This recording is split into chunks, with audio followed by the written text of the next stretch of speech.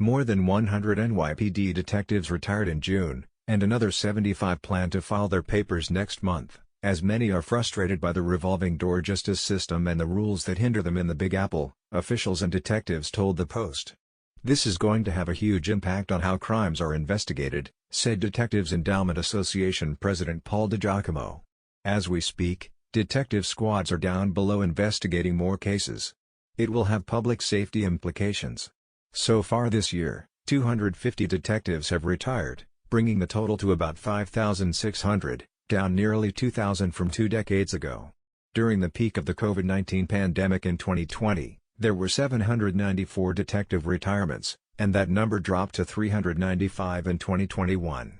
According to sources, 100 retirements in just 1 month is a big number for the NYPD.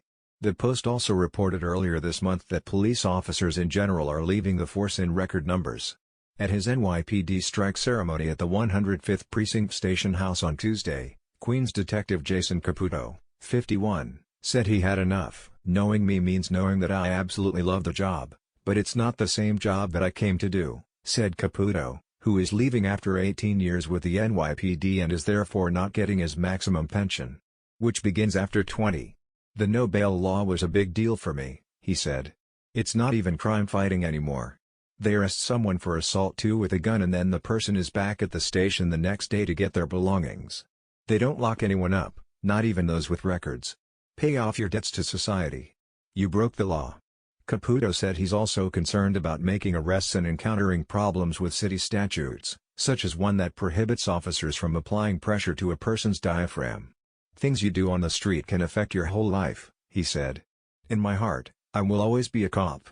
A Bronx detective aged 21 on the job said he would soon have his own walkout.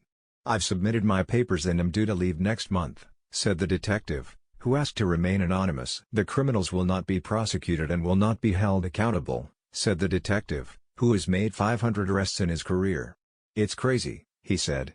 "I feel bad for the companies. They can even have private security and they just go in and attack them. They attack the police.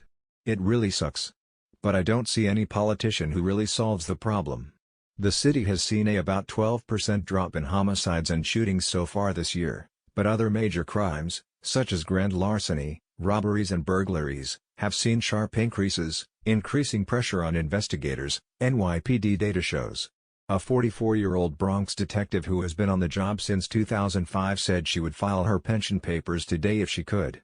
"If I could use them, I definitely would," she said. "I was born and raised in the Bronx and it's just gotten so bad, so ugly.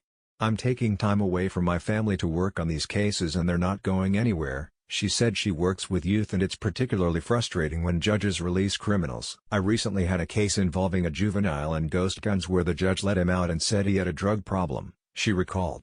"He ordered these ghost gun parts and shot on the parkway. If I could retire tomorrow, I would. It is exhausting." DiGiacomo, the president of the Detectives Endowment Association, said officers felt demoralized by a lack of support from politicians. "It's easy," he said. "Detectives are retiring in historic numbers because they lack the support of politicians, who care more about criminals than they do about cops and the New Yorkers they protect."